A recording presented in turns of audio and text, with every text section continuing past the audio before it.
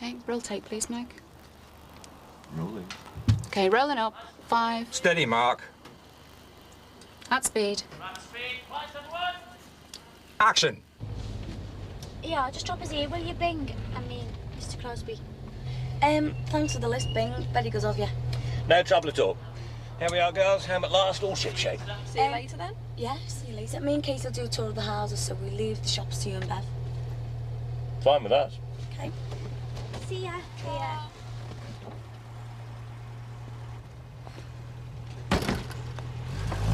God, for a minute then I thought that Captain Mannering was going to invite us to one of his BLRA meetings. Small mercies, eh?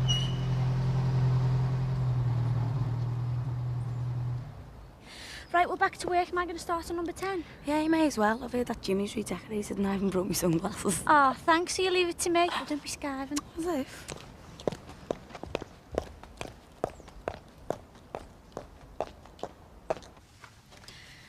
Now, while I set up for the next shot, it's my job to act as tour guide for the Brookside backstage tour. Now, this is number 10 Brookside Close. And as you can see from the tasteful decor, this is where Jimmy Corkill lives.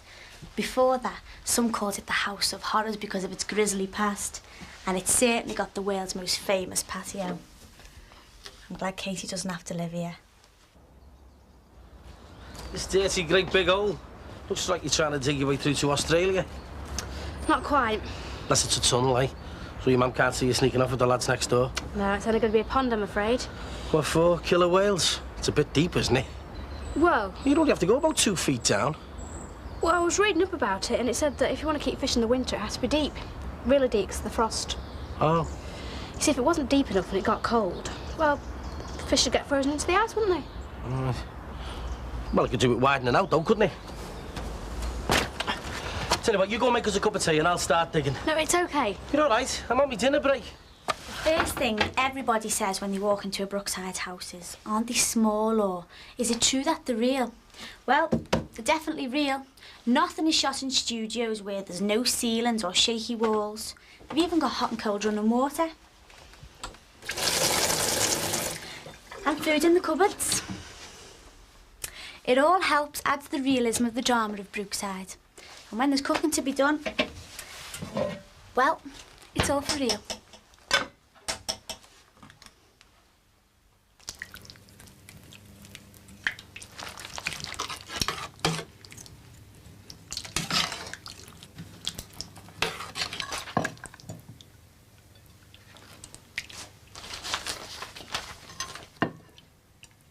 And over the years, just like a real house, changes are made, residents come and go, and so do walls.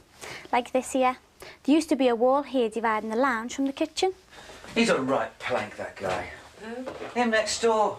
He's looking at the cookers again. Oh, he's harmless. But then Barry Grant came along, got involved with Petra, and so, no wall. I better be going. Said that half an hour ago. Are you safe with him, Petra? I hope not. I'm only joking.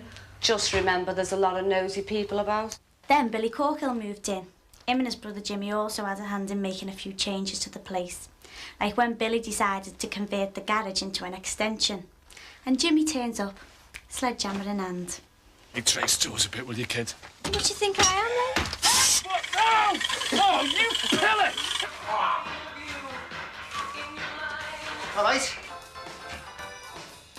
Aye, someone's been working hard. All right, Billy, mate, how's it going? And here we are, in the extension. True to form, of course, it was built with more than a little help from Jimmy. Billy, have you worked out what you're doing with them bricks yet? Knock off, Jesus Christ. All right, kid. How's this your architect? Oh, no, Could have guessed it, couldn't I, you crooked little get? Jimmy Corkill. Pleased to meet you. It's my big brother's too pig ignorant. Off the back of a bloody lorry. But the extension nearly got Billy into trouble with the council because they discovered he didn't have any planning permission.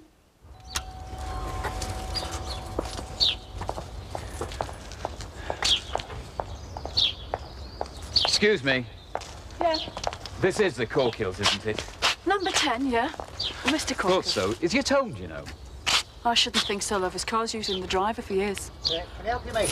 Mr. Corkill. That's right, yeah. Evans, from the council. I didn't think you were in, Billy. Where's your car? It's in the garage. Do you want to have a look? What for?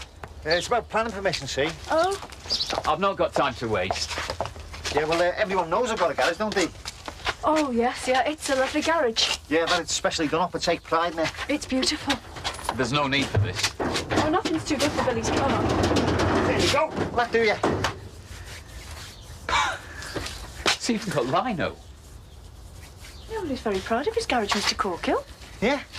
I love my car. But it's not the garage I've come to see about. What have you come for, then? That. And of course, this was also the final resting place for Trevor Jordache before he became the foundations of the patio. 1, 2, 3.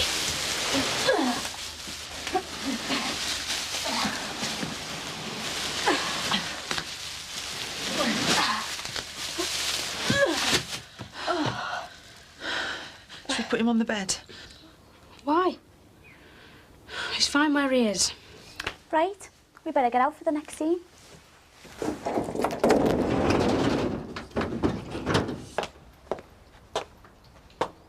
Where's everyone gone?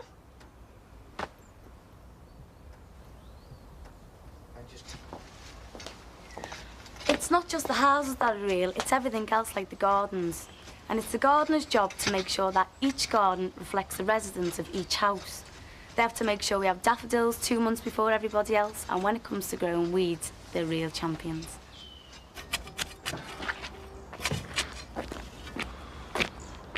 There you go, boss. All finished. Yeah, Jimmy. Got a little present for you. You what? Don't say I don't give you nothing. You are joking, aren't you? Does it look as if I'm laughing? Listen, I'm knackered. Look at the state of me. Look at me kecks. These are me busy kecks. They're ruined, these. Tough. And after you finish this lot, you can put this lot in round the back. What do you want for your dinner? Anything? Baked beans, soup, cheese? Anything? Right, baked beans then. I prefer soup. Bloody hell. Where's the garden gone? What do you think? Oh, yeah, it's lovely. It really is. Oh, the little ponds and everything. Yeah. Looks like something else in one of those posh magazines. Hey, and just think, not that long ago, this was the scene of a murder investigation. Whereabouts did they find him? This little pond marks the very spot. Oh, God!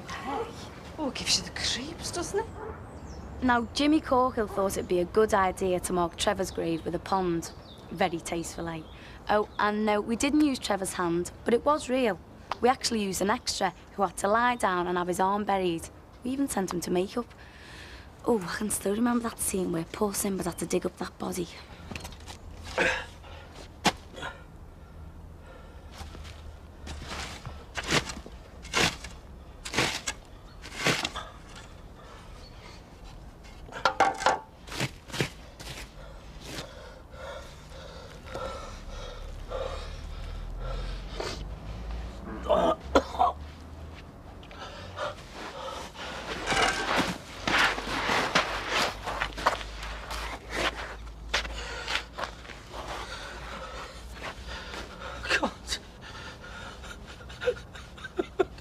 Unfortunately, the gardener's way took a bit of a bashing when Billy Corkill went on the rampage. Billy!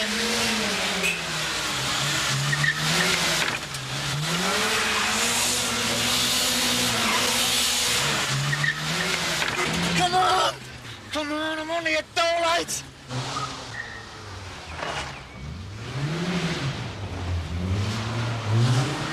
And a big part of their job over the years has been to dig holes, loads of them, as and when the story needs it. Like the time when Sinbad, the window cleaner, had a dodgy TV set to dispose of in this very garden, unaware that across the close there was an armed siege.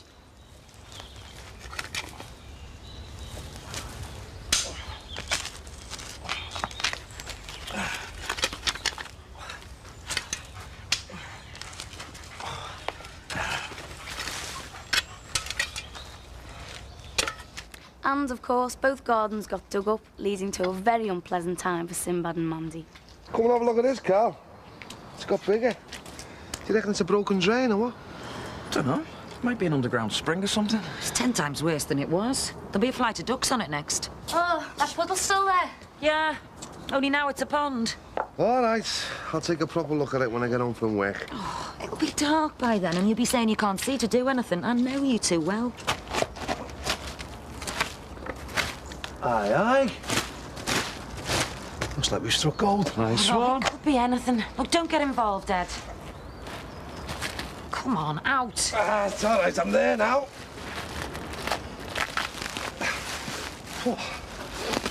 Come on, Ed. Pull it up. Ah! What? Eddie! What? What is it? What is it? It's a hand.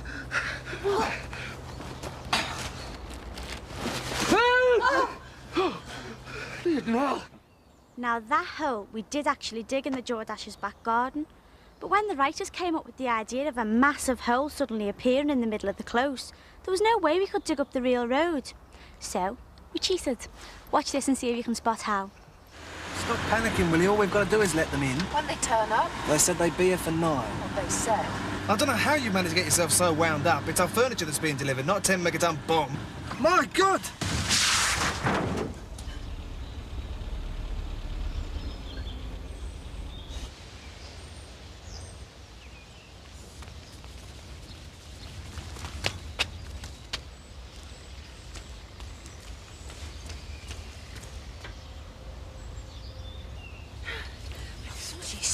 These road repairs in my head.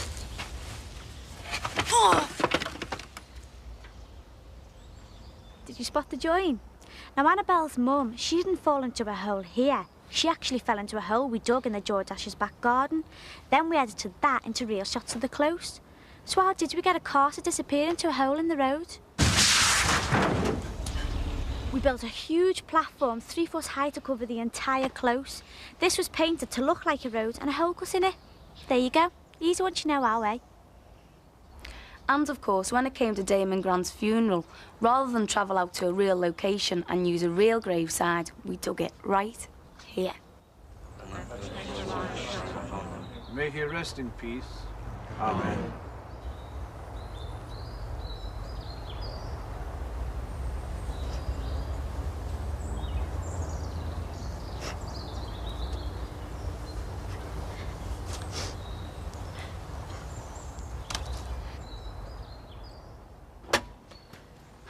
Well, still can't find Alex. No wonder Jackie moved out when Bev moved in. Bev certainly put her mark on the place. Not yet. Oh, yeah. Tony, get out here. The bloody hell was that? Jackie, what are you doing? No, what are you doing? Why have you done this with that slag? Hey, now, just a Well, minute. that's what she is, a What's slag. up? Have you seen this? That is supposed to be our dad. Bev, are you sure you want to get rid of all that? There's some good stuff there. The only thing I want to keep is that piano. Should look quite trendy with a coat of white gloss. When a new character moves in, all the props and furniture are bought with just that family in mind. Things are added as the story develops to help give a real feeling of a family living there with all their ups and downs. I can still remember poor Max Farnham's face when the Clampeter arrived as his next-door neighbours. The place would never be the same again. Oh, my God.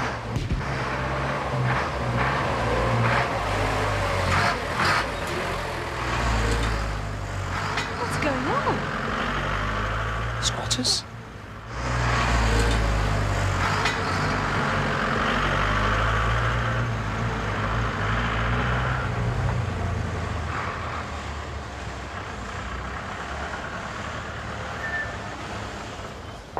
Oh, my good God. Oh, I was really glad when Jackie moved into her own flat. But her dad, Ron, still kept up the feud with the Farnhams. But once he went just a little bit too far, and up went the Great Wall of Brookside.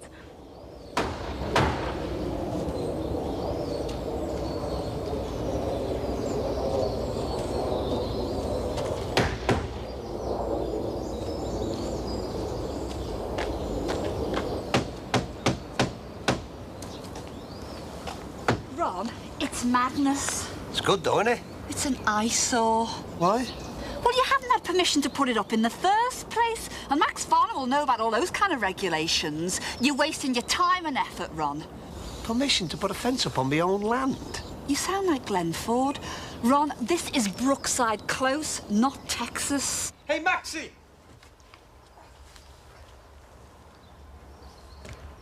Can you see that, Maxie, lad, eh? Good, eh? Tell you what, I'll rig you up a couple of spotlights. That way you'll be able to get a really nice view of it out of your bedroom windows. All night. I wonder if it's deep enough to drown him in. Well, as Max and Patricia are out today, I think we can go and have a little nose inside.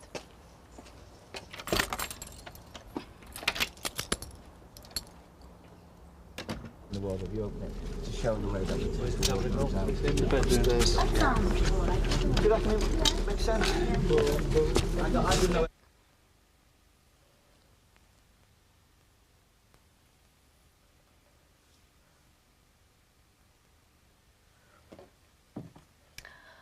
Although all of the walls of the houses are solid and immovable, we sometimes have to use a few tricks of the trade, like in here, for example.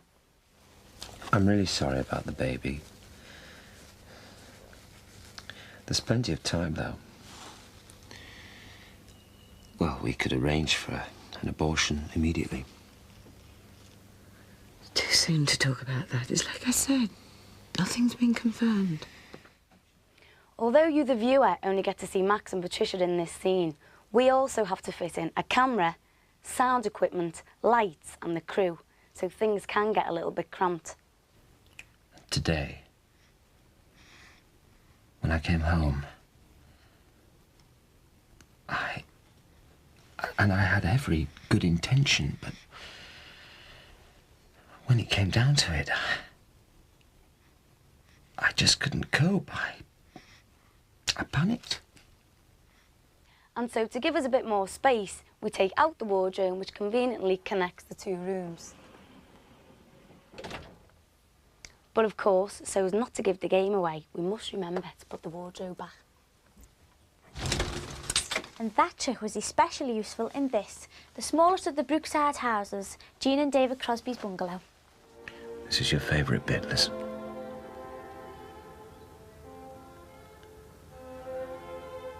So much music we've shared, haven't we?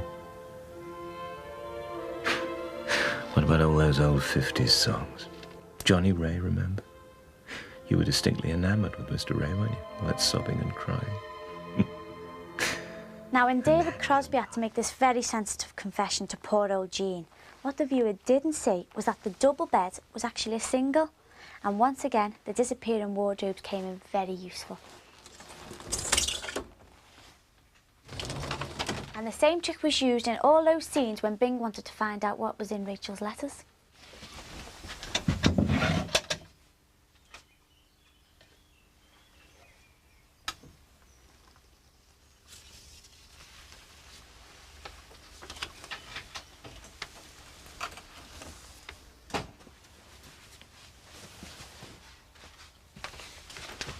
What are you doing? What are you doing looking through my things? You've been spying on me, snooping on my No, things. Rachel, Give me believe me, I that. wasn't spying, love. I just wanted to see what they were, that's all. I just caught him snooping through my things. Oh, I'm sure David wasn't. This has got nothing to do with you. They're private. They're all I've got left of my dad. Yes. Now, will you just please leave my things alone? Before Bing and Jean lived here, do you remember Harry Cross and his gnomes? The gnomes, they've gone. There they are. Oh. I recognise that one. Harry only painted him up yesterday. Who's behind this, then? I've no idea. I'm going to sort this out for you, Edna. No, leave it. We'll just take them back. Well, why should you? It's up to them responsible. Oh, no, if Harry comes home from the barber's, well, he's got a weak heart, you know. Now, Trevor Jordash wasn't the first Trevor to be threatened with a knife in Brookside. First, there was Sinbad's turkey. Trevor? I've done my bit. A fresh turkey, free range as promised. All you've got to do is pay me the balance. A fiver, and it's yours to kill. Do you think you can get an old soldier with that one? Ralph, get the carving knife out. But what about the fiver? Here. Come on, son. Come on. Come on.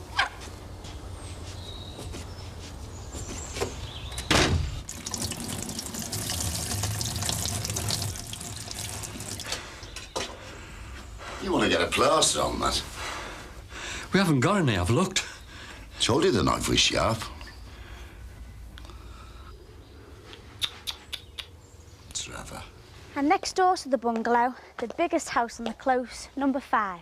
Now this is somewhere very familiar to me because this is where Katie lived. All right, all right. Are you looking for bumper Scully gloves? Hang on. I've used them before. What's that? Yeah. Cheers, Katie. Katie, Hmm? the bread. Oh, right, yeah. Yeah. You promised me. I know, love, I know. I'm sorry. You promised me. Oh, darling, Please, I won't let you. oh, look. Hey, what's going on? Your mum's leaving. Leaving? What do you mean leaving? Tell her not to go. Mum, look, I won't spoil your wedding if I'll just slip out quietly. Nobody will notice. Well, me dad will notice. Daddy! Sammy, no! But after the family moved out, Katie stayed and unfortunately met Simple Simon.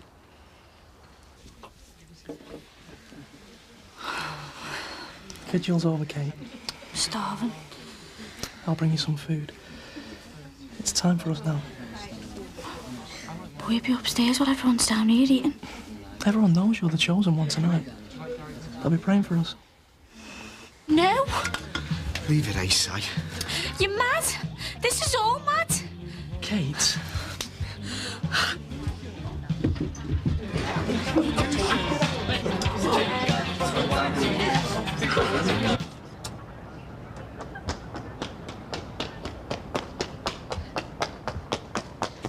And things ended with a bang.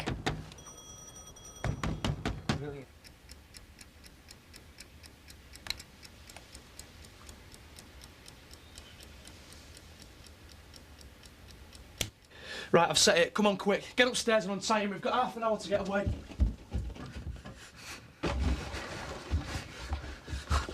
What are you doing?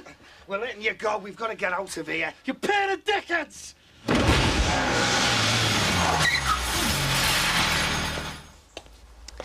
Now that was done using powerful air cannons, lots of paper and false windows.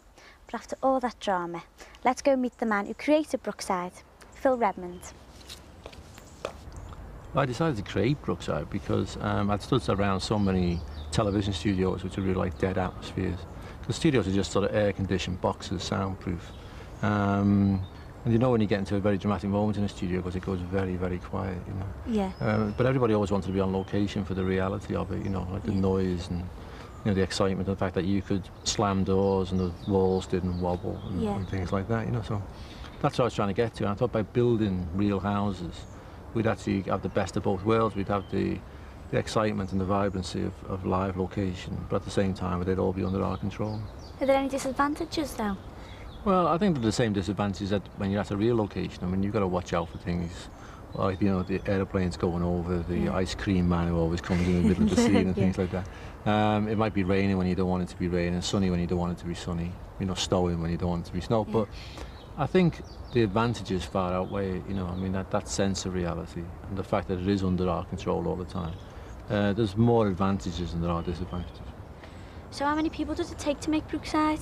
Oh, about 200, really. Does that include all the actors? Yeah, there's about 120 full-time staff, and then when you add in all the actors and the writers and freelance staff, there's about 200. And then on top of that, there's actually about another kind of 100 people who just, like, you know, supply the company or come in for occasional parts and things like that. So there's probably overall about 300 people every year. So is this always going to be called Brookside? No, it was going to be called Meadowcroft, you know, which is a great, it's a great kind of builder's, you know, the sort of pastoral name for a housing estate. But the channel had another programme in called Meadowlark, which was an established character from a stage play in the West End. And they asked me would I consider changing the name of the programme, and I looked out of my office window up there and saw the brook running along. I thought, well, what about Brookside, you know, so that was it. Right. So what's your favourite memories from the past 14 years? I suppose it's when we cast Katie, really, you know. Oh, yeah, I think that was the, you know, that was the best bit, I know it's It's difficult for me to lots, pick, yeah. you know, to pick one. I mean, there's things that I can remember. The very first early shoots, you know, and Gavin and Petra Taylor had the cookers outside, you know, and all those cookers on the lawn. I used to give terrible continuity problems. I liked when Heather and Roger, you know, split up and Heather threw Roger out. Because I wrote the 4 scripts and I covered that thing in 4 days. I wrote 4 scripts in 4 days, you know. Yes, of course I love you. You know I do. No. Look, I'll call you back later. All right, bye-bye. You sod! Think I'm paranoid, do you? All in my mind, was it? Matter. I'm after you after that bloody operation of yours. Calm you down. Get out, Roger, just get out! Go on, go to Diane! And while you're at it, you take your bloody work with you! I like all the young stories, all the young characters, all our various young characters that we've brought in, you know, because I like doing all that kind of mischief and things like that. Remember that time Tony Dixon, they dragged a great big tree onto the close. Oh, yeah, you know, I and they remember. filled the whole close with the tree and things like that. Yeah, we done it! Yes. You were right, the lamppost out, we did it! Told you we could get it here. I didn't think that we could do it. Now I know that I've got muscles like the divvies on Babel. Now we've got it here, what are we going to do with it?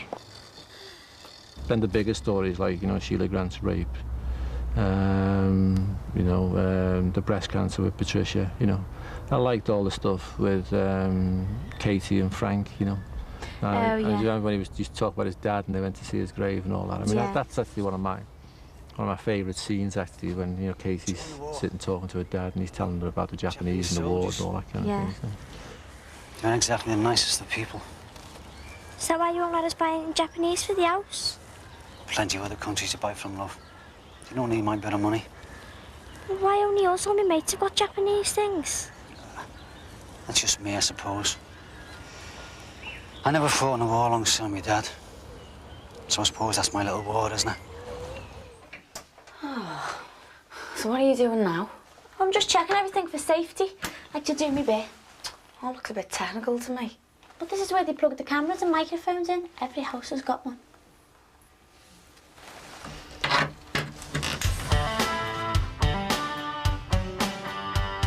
Everything's cabled underground and connected up to one of the houses we don't see much of on screen. And this is the reason why. The first floor of this house contains the gallery and the recording machines. Not much room for people to live here, is there? And downstairs we have wardrobe, makeup, and the changing rooms. So, what do you think of this then? I don't know really, it's not really you. It's better than what you're with. Excuse me, do you mind? Yeah, some places are definitely out of bounds. Yeah, I'll tell you what, why don't you go and find Sarah and John? I'm sure they'll look after you. Because I think it's about time we had a rest, don't you? Certainly is.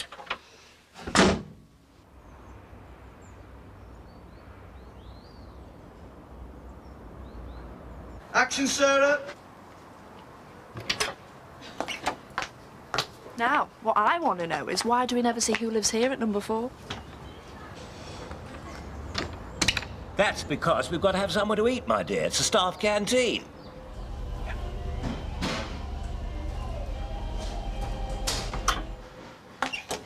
You full now, then? Yes, it was lovely. Ready to face the afternoon? You should have had some of that soup. It was gorgeous. Well, you see, I prefer to have about 18 bars of chocolate at lunchtime rather than a healthy meal. No, sooner you than me, my dear. I have to preserve my shape. That's what And comes lovely of being a you look as well. geriatric sex symbol. Right, I am off to the shops for a look around there. You going to come with me? No. I've got a few things to do round here, I think. Fair enough, then. See you later.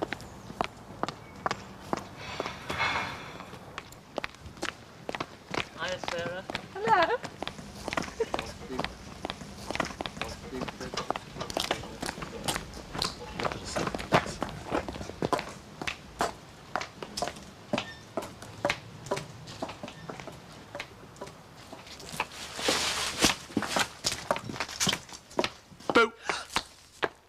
did you get there?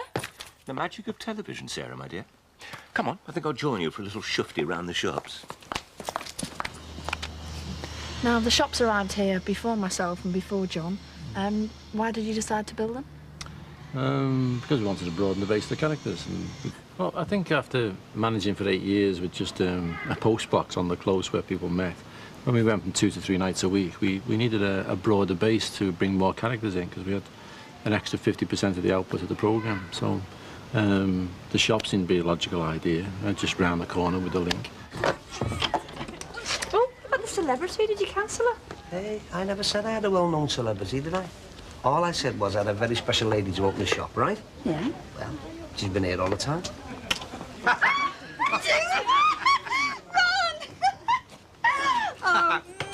I think that's actually where I just handed it over to you, didn't I? Or, what was your first thing when the shops came in? It was actually, yeah. I was sort of, I came in to bridge the gap between the close and the shops. And I remember it's an easy number to remember because it was episode 1000, and we decided to do something quite spectacular to open up the shops. And it happened over there, just above the telephone box. It was Barry Grant and the murder of Sue and Danny.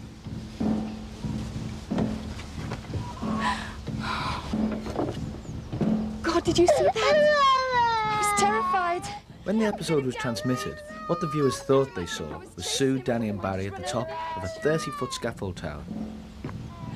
Oh, did you see him? I thought he was going to run over the edge. But for one of the shots, Sue and Danny were actually only 6 foot off the ground. Well,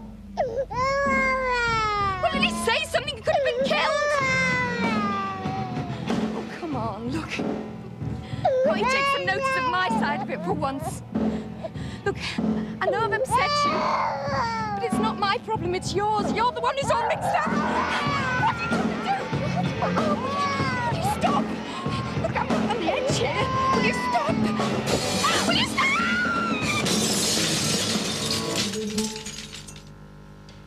What did we stop for? That was just going well, Dad.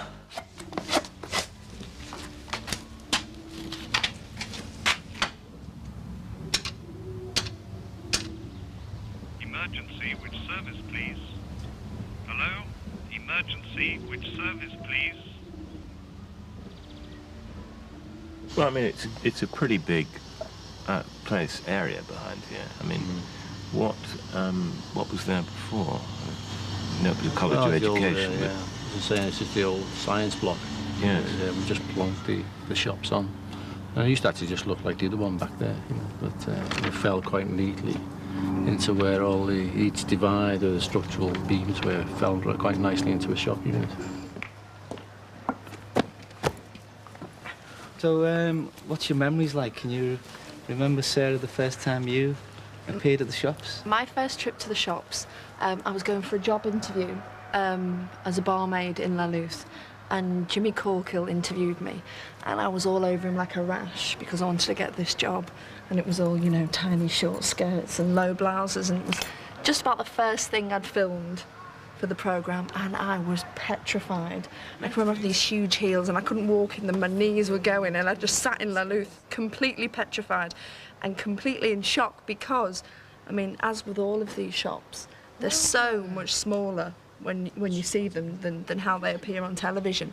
I mean, Lalluth is about the size of my bathroom in reality. I mean, it's... Jimmy, need a minute? An interview in here? Yeah, but it's important. Hang on a minute, will you, Beth? My first trip, I remember, was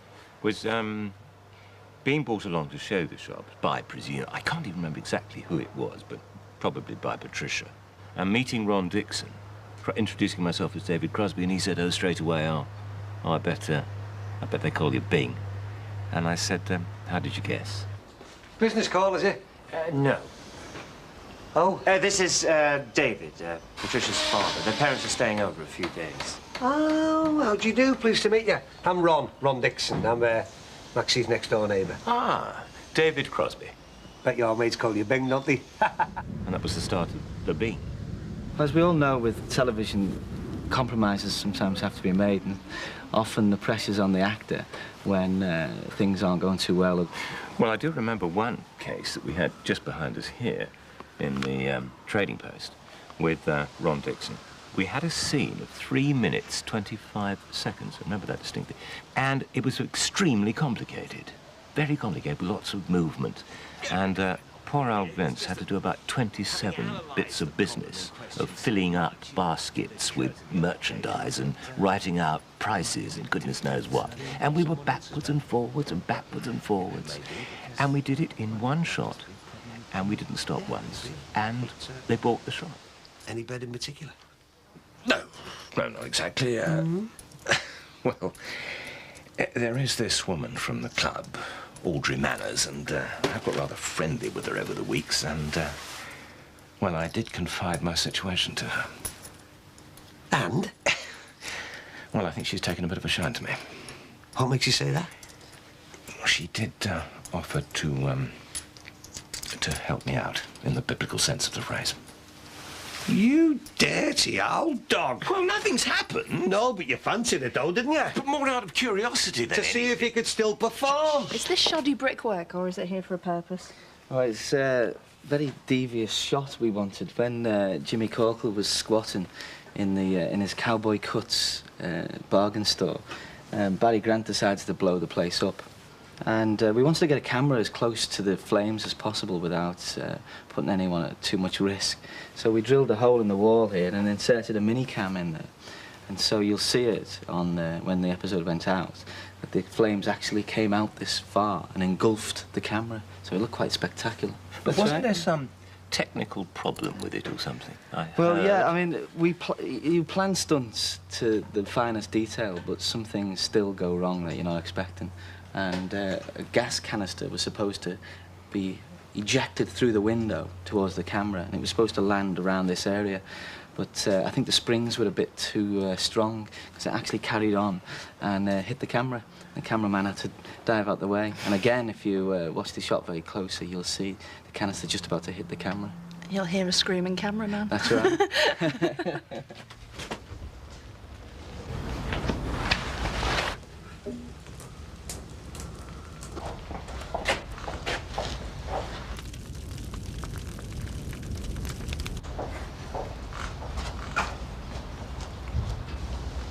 Brilliant. Can I buy that little top then off you? Yeah, and what about Alex? Is he coming along? No, why? What happened? You're joking. Really? Oh, that'd be brilliant. Oh, that's really good of his working there, yeah. Well, perhaps we can pop in the way. Hey, love, can you hurry up? I've got an important phone call to make here. Oh, listen, I'm going to have to go. Some blokes really bugging me, OK?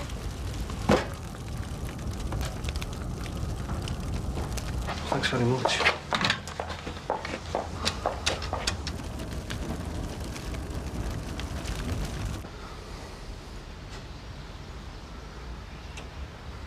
Oh, hello, yeah. Fire brigade, please.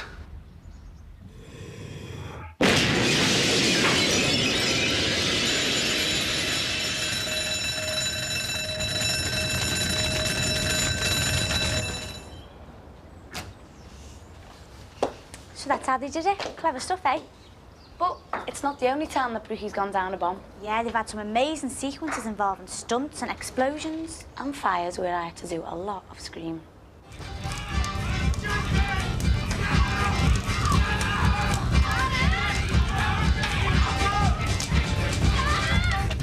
Is anyone in there? Is anyone in there?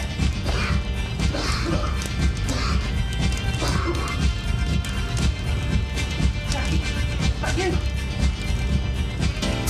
Jackie.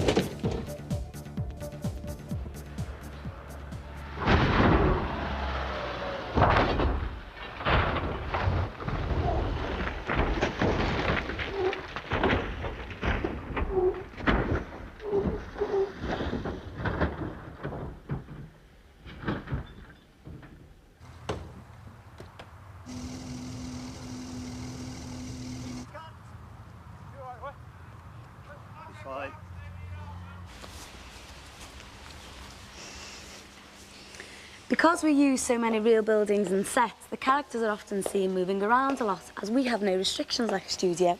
So we use this, the Steadicam. It's a balanced weighted support for the camera which gives a smooth flowing action without the restriction of tracks, and it can follow the actor wherever he or she goes. Which, if you're not careful, can make you extremely dizzy, but can make out for some very exciting shots.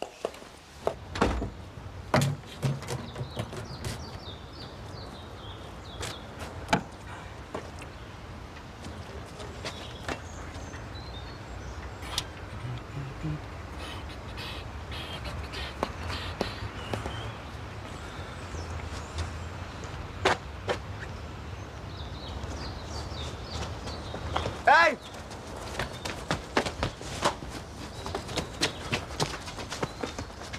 Hey!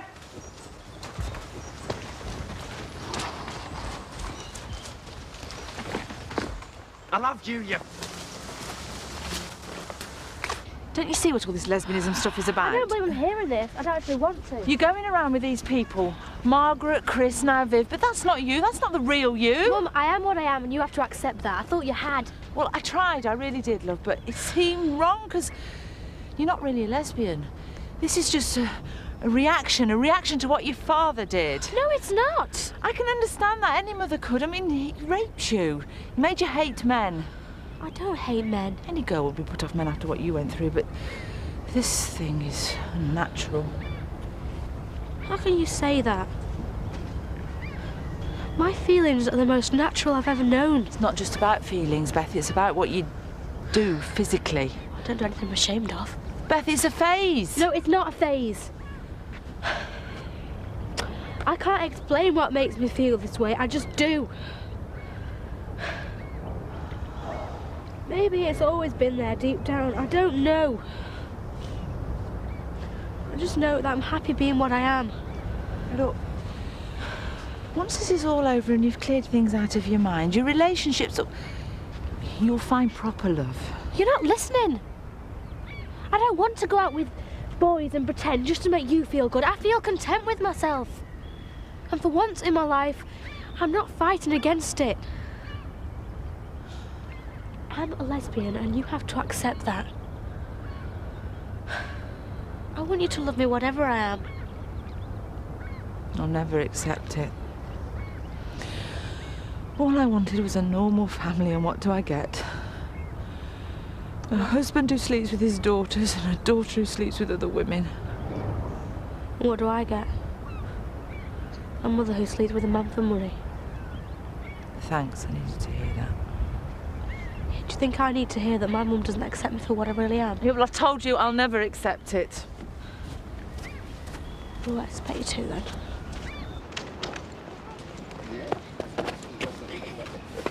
Dad, there's someone in the house, the back.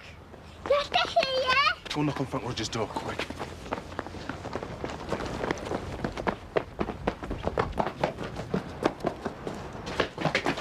Hey! Whoa! Oh, Mick, you're gonna kill him. What are you doing here? What's going on? I can explain. Right then, should we go clubbing it? Yeah, we may as well.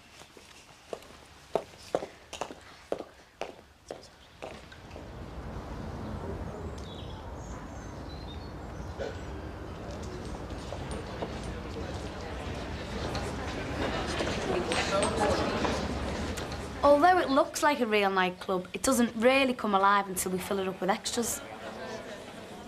What are you dancing for? Because this is how we do all the dancing scenes without any music. All right. Yeah, but the real finishing touch happens when we put the soundtrack on. Make the place sound really full. How long are we gonna keep talking like this for? No need to shout. Who's gonna buy us a drink then? Celebrating? Celebrating what? Guess he passed the driving test today. Something your big brother has never done. This is my sister Jackie and mate Katie. This is my boss Sean. Hiya. All right. Hiya. Come on then, we'll have a couple of bottles of this cheapo lager. Your hands in the air! I'm waving like you just don't care! If the music's good and you like it here, somebody say, oh yeah!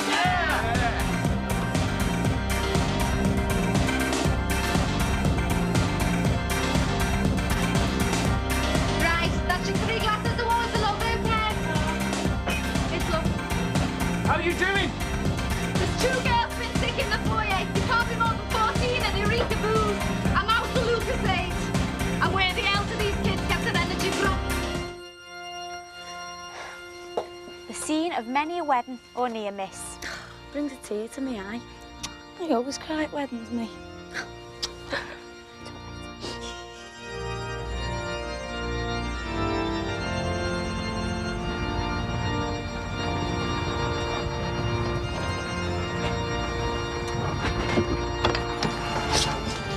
Oh, yeah. What happened? Bit of a hangover, sorry. Oh, I knew you'd come. I call upon these persons here present to witness that I, Owen George, to witness that I, Owen George, do take thee, Samantha Louise, to be my lawful wedded wife. do take thee, Samantha Louise, to be my lawful wedded wife. Having fulfilled all the necessary legal requirements, I now pronounce you man and wife. Many congratulations to you both. You may now kiss the bride. Right, everyone ready to go in? Yes. All right.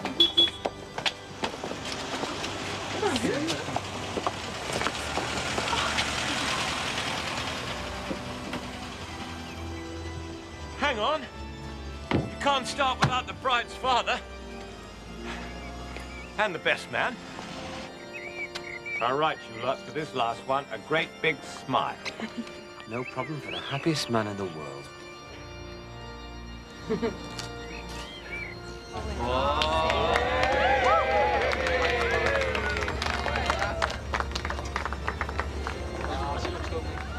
Hey! Everything all right? Get the registrar wants us all in straight away. They're on behind time. Come on, love, they're waiting for us. Is there something wrong, Lynn? Just saying thanks to the driver. Right, I just want a quick one of you two together before you go in. Oh, we'll wait till later. Right, oh, calm down. Just do as you told you. And once again, things aren't all that they seem. Because next to the register office, lo and behold, we find Maxie Farnham's posh new restaurant, The Grant, which also doubles up as our staff canteen. Which just reminds me that it's lunchtime. My goodness, she's tall, isn't she? I've never seen such a pair of legs. David, do stop panting. It's Right. bad. Now listen, I've got to explain. I've never opened a place before. I've closed a couple like in my time. I've never opened anything. So, ladies and gentlemen, it gives me great pleasure to declare Grant's open. Yay! Right, can we get inside, please? I'm starving. I'd love a drink. Come on, let's get in. Let's go. Come on, then.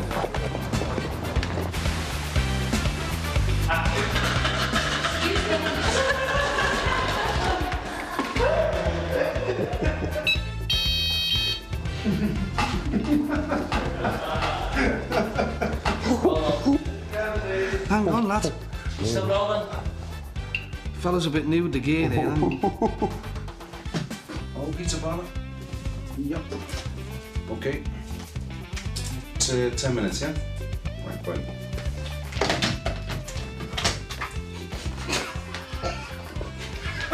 Had to happen. Right, mate. How you feeling? Not too well, obviously.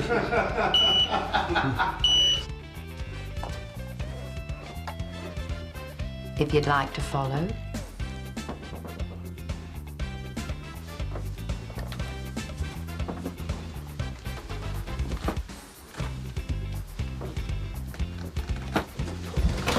Keep running.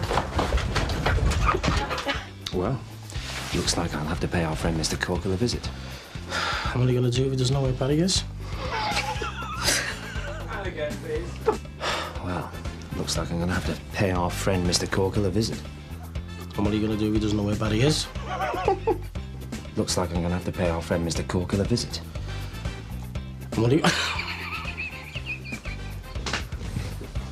What are you going to do if he doesn't know? What are you going to do if he doesn't know where Barry is? Let's go, listen. Huh. Looks like I'm going to have to pay our friend Mr. Corkle a visit. And what are you going to do if he doesn't know where Barry is? See, you did it then. Reset. Come on! Don't let anyone say that I don't pay me way. Could I have my pen back, please? Music, please. Oh,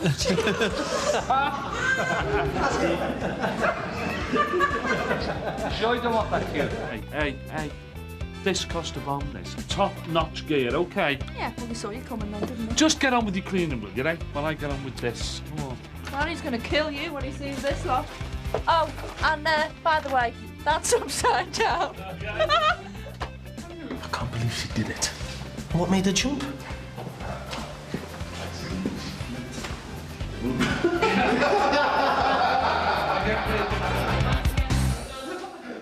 Now, Brookside was really the first long-running drama series to focus not only on where people lived, but where they worked, where they went to school, and in the case of Manor Park Police Station, where they got into trouble. Yes, Sarah. I do remember this as the scene of a very embarrassing incident for poor old David Crosby, who was arrested and locked up in the police station for starting an affray, when all he was really doing was to try to stop one.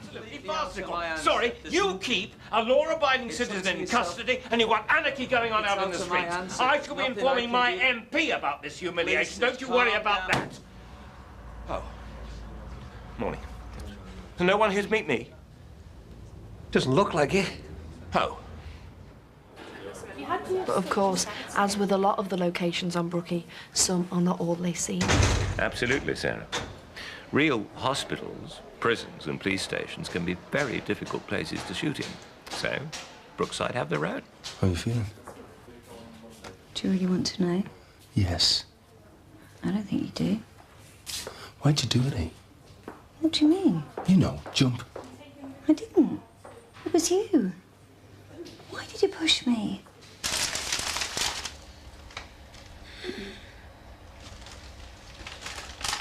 Sorry.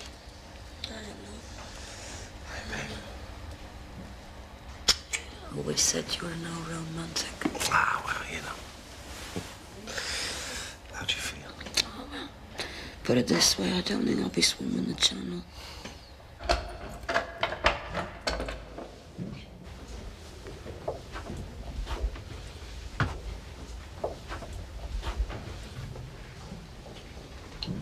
All right. Morning.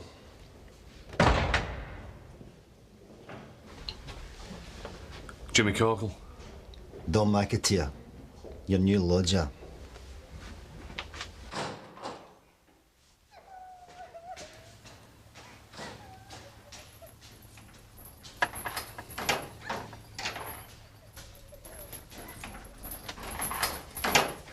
Right, Mum. Night, love. And all in the same building. Clever stuff, eh? Fascinating, Sarah. And then, when you finish there, you can leave the police station, go to the pub, and have a quick game of darts with Rosie's darts team. These girls certainly know what they're doing. You can say that again. You wiped the floor with me. 100 scored. Come on, Mandy, you can do it. Oh, God, they're gonna laugh us out of this place. Lambs to the slaughter. 14 scored. Unlucky. What's going on here, then? The Writers' Monthly Storyline meeting. Unfortunately, out of bounds for humble actors like us, as it's extremely confidential. No one is allowed in. What a shame. Could have found out what's in store for Bev and Dean.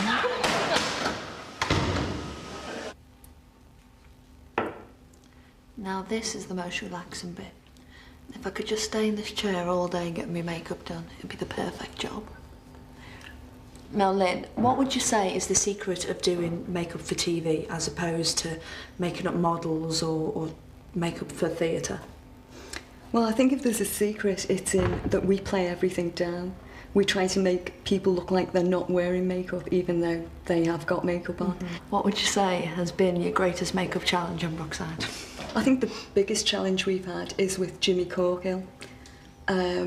Because the storyline went over a period of 2 years, it was a gradual process from being just a regular scally white boy to a drug addict. Yeah.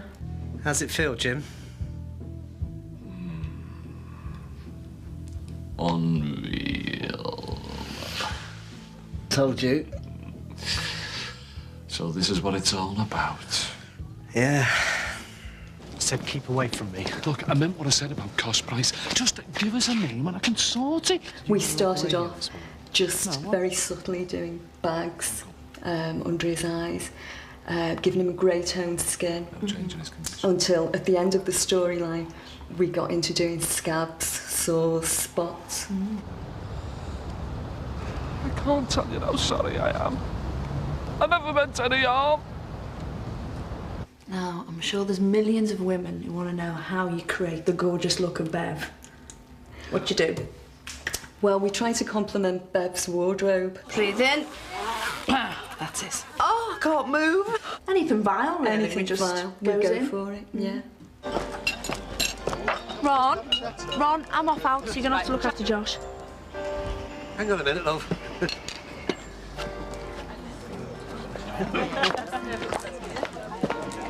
Excuse me, madam, where's the rest of the outfit? Is that another dress? Where'd you get that from? Town. No, it doesn't look right. Oh, I love this colour. Don't mean that. It looks like it's painted on. Oh, don't be so old-fashioned. How do you set about creating someone like that?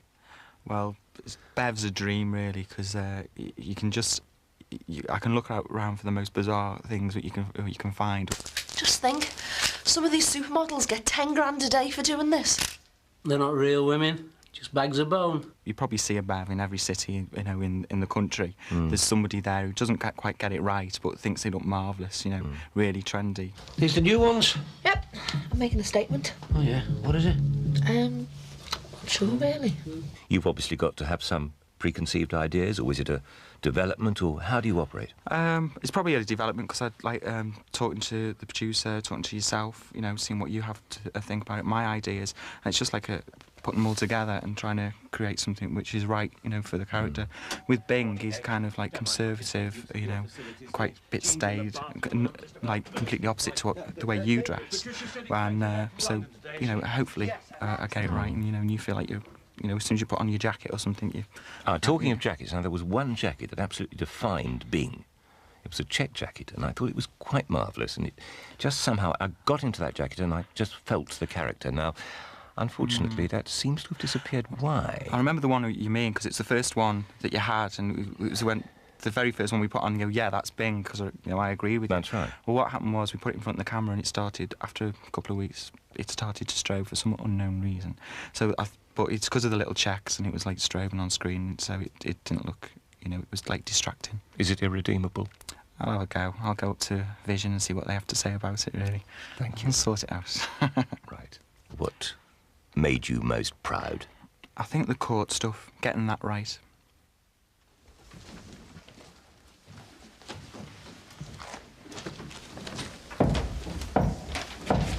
All rise.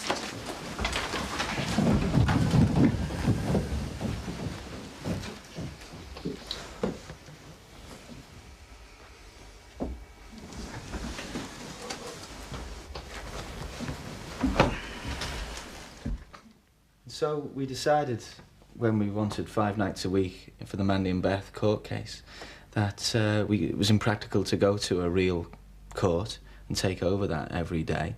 So we thought we'd make our own. So we came to you and gave you a prop store and said, you've got a month, give us a court. So how did you start with something like that? After I picked myself up off the floor and wondered where I was going to put the prop store, I went and sat in a real courtroom and thought, oh, well, here we go. Sat there, looked at it all. You can't draw in a court, it's illegal. You can't take photographs in a court, so it's a bit like being on the Generation Game and thinking cuddly toy, dishwasher. You have to remember everything and then write it all down when you get home. Obviously, the prop store, as it was, is a very small space for a courtroom, so we had to cheat a bit. I've got the same layout as you'd have in a courtroom, but everything is just that little bit smaller, which, of course, once we get on camera, it doesn't matter because everything always looks bigger. Right. And how important was the model? It was very helpful because 2 directors worked on the courtroom sequences.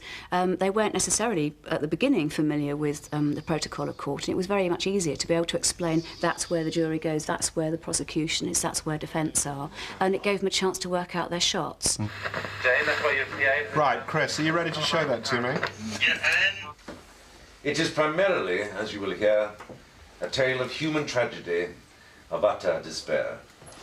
That's on its way, sir. Right, so... And because it's all so small, we had to hide all the cameras, and we asked you to devise a way of hiding one final camera. Where did you put that?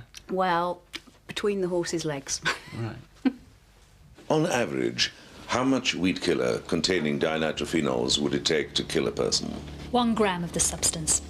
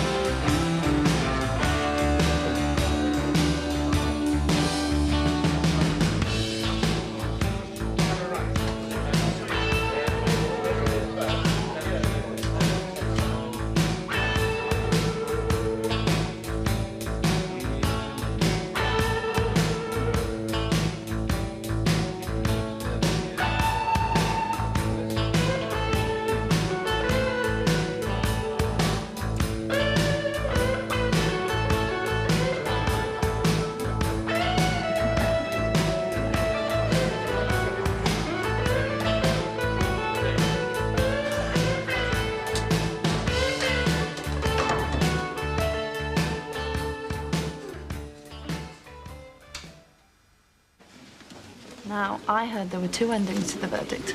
Is this true? Absolutely, Sarah. And to prove it, here it is. Shown for the first time in its entirety. The alternative version, where Mandy and Beth fared very differently from what we saw on TV.